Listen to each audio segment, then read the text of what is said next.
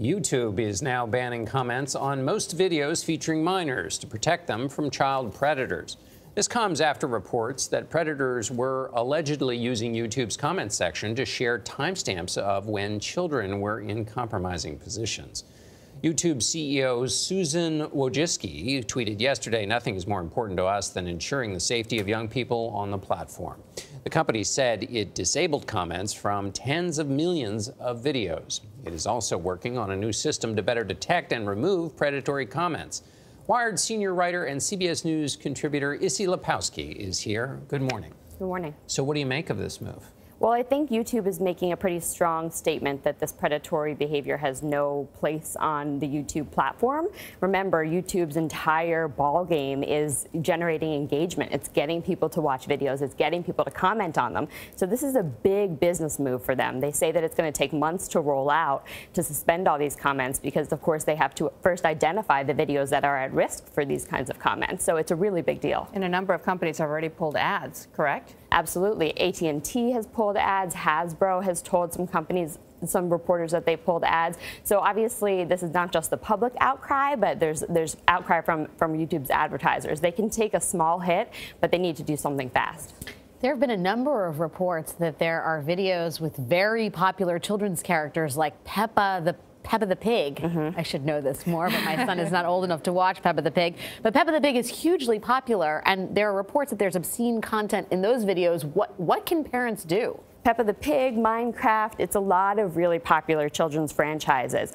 And this is content that's basically masquerading as kids' content, but then it glorifies suicide or school shootings. It's really scary stuff. So steps parents can take. First step is go to YouTube Kids. YouTube Kids offers a lot more parental controls than the YouTube main app. On YouTube Kids, you can pick trusted channels that YouTube has selected, so think PBS or Sesame Workshop. Parents can also create their own customized list, so you know what your kids like to watch and what they're going to be begging you to watch. So you can create that list of channels and approved videos. You can turn off search ability, and you can set a passcode so that older, smarter kids aren't able to override your settings. You can also set these settings based on the age of your children. You can create different profiles for your children.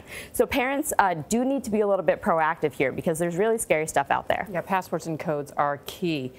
Can you address this Momo challenge and whether or not this is hoax or if it's actually real? And it is this online concern that children are being encouraged to hurt themselves. Right, it's a hoax. It's a hoax. Okay. It's a hoax. Okay. You can't say it enough. The more we talk about it, tends to give oxygen to this kind of thing.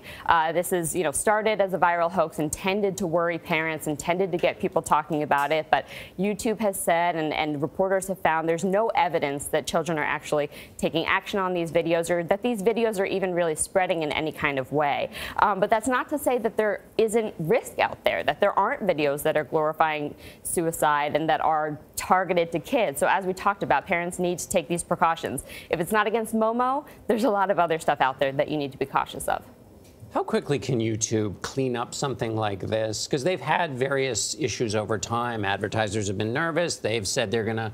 Is it possible to sort of dispense with this quickly, get the advertisers back, or is this a really labor-intensive? Well, by their own admission, it's going to take them months to address this comment issue because you think about how tough this is. YouTube tries to address a lot of this stuff with algorithms, right? Sure. And algorithms know how to find sexually explicit content or graphic violence. But a lot of these timestamps, a lot of these comments appear benign in isolation. It's only when you match them up to the videos themselves that you realize really how sinister they are. So this is a whole new learning experience for YouTube. So they're working on their algorithms, rolling them out to try to find this stuff a lot faster. So last question, I don't have to watch all these videos with my kids then, right? Steps are being made and taken to make sure what our kids are watching are safe. I think that you should still, monitor your kids' watch history, make sure that you know what channels they're watching. I don't think you have to watch every one of these videos, and they are taking those steps, but there's no replacement for a parent's guidance. There's only so much Peppa I can take. Yeah. Right? Issy Lepowski, thank you so much. Great to have you on.